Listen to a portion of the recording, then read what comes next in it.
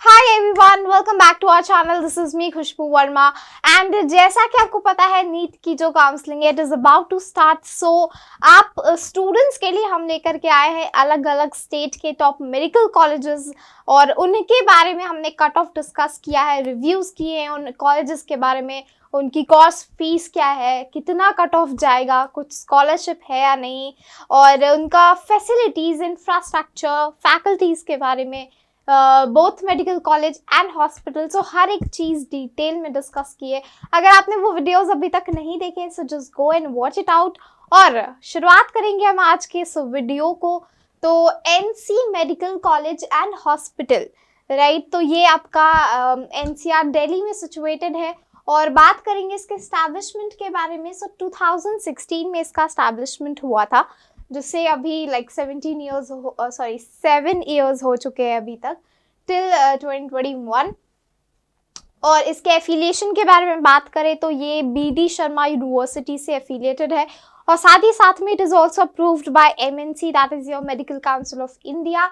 So the year of establishment is 2013, which is a private owned college and hospital.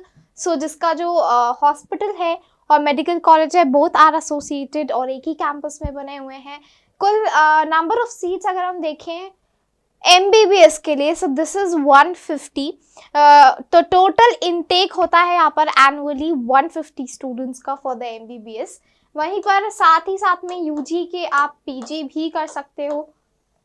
Apart from UG you can go for the PG and जिसमें आप MD और MS कर सकते हो और साथ ही साथ में यहाँ पर डिप्लोमा कोर्सेज भी होते हैं। So these are your options, UG PG जिसमें आप MD और MS भी कर सकते हो और डिप्लोमा कोर्सेज भी आप कर सकते हैं। सो अगर हम देखें कि कुल फीस कितनी पड़ेगी आपको, so that is going to be your 56,23,000।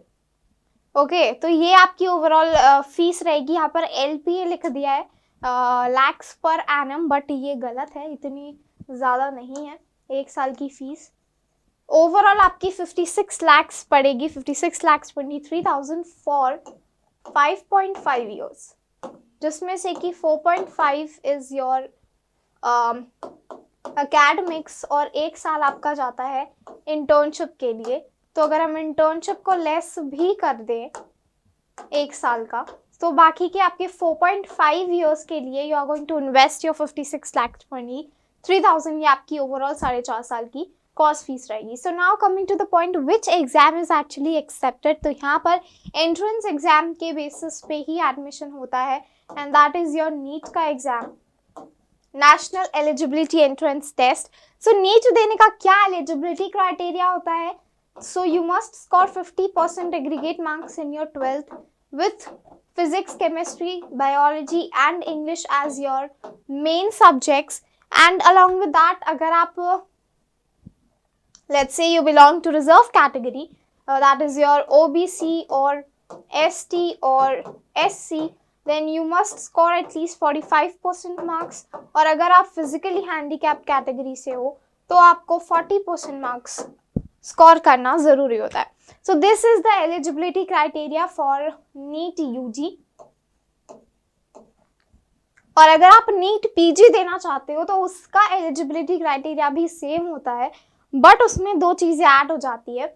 एक चीज हो जाती है कि आपके पास में MBBS की डिग्री होना जरूरी है, जिसमें आपके मिनिमम 50% एग्रीगेट मार्क्स होने is compulsory. And apart from that आपको नीट PG भी करना, नीट PG के लिए भी क्वालिफाई होना ज़रूरी है अगर आप पोस्ट ग्रेजुएशन करना चाहते हो, अगर आप MD या फिर MS करना चाहते हो। So this was the eligibility criteria. And now coming to the main thing कि यहाँ पर प्लेसमेंट्स कैसे हैं, फैकल्टीज कैसी है, फैसिलिटीज़ क्या क्या है।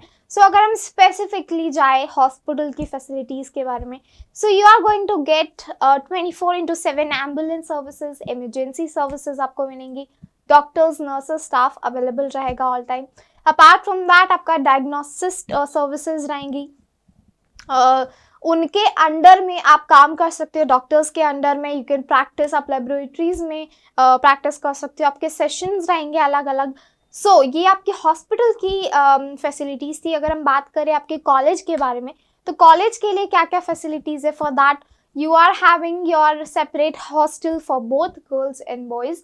आपका कैफेटेरिया है, जिम है, स्पोर्ट्स के लिए अलग अलग ग्राउंड्स बने हुए हैं, बास्केटबॉल कोर्ट अलग है, फुटबॉल के लिए अलग है, क्रिकेट के लिए अलग है।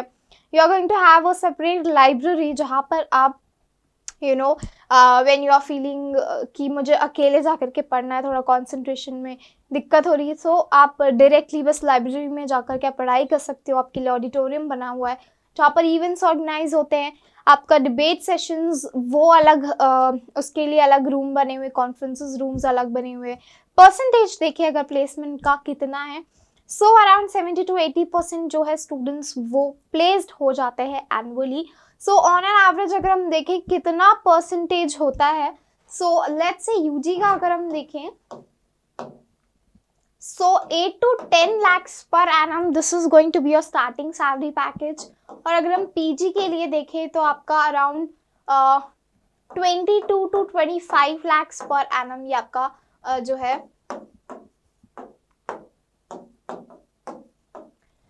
स्टार्टिंग सैलरी पैकेज जा सकता है। This would go for your UG.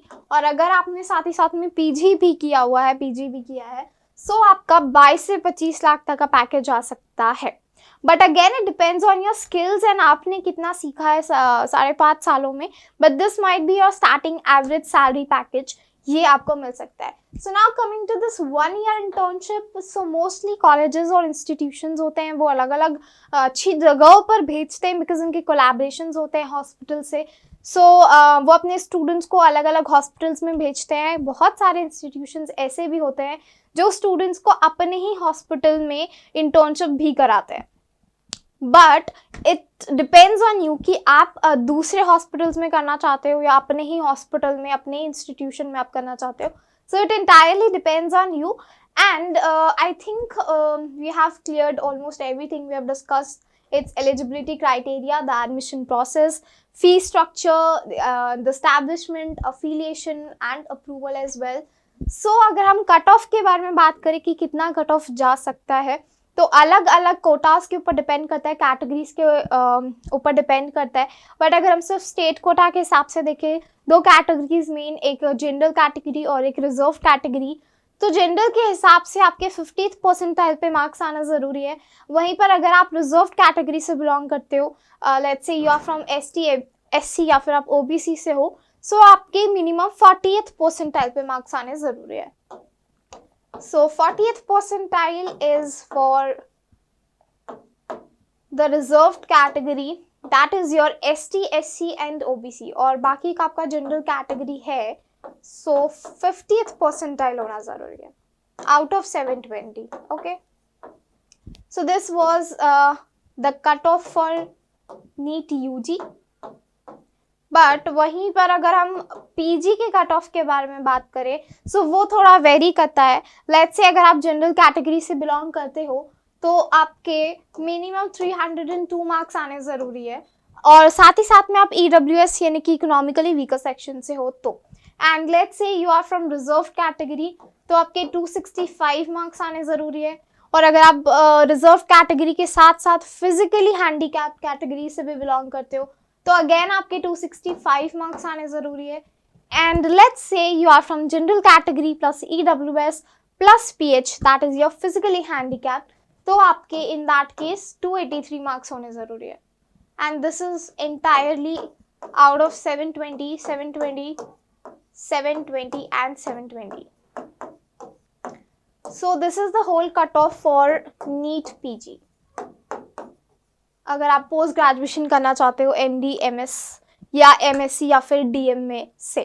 So we are talking about NC medical college and hospital जो कि NCR में सिचुएटेड है। And if you have any doubt और क्वेरी रिगार्डिंग दिस कॉलेज और any other college, you can shoot out your queries and doubts in the comment section, and I'm going to see you in the next video.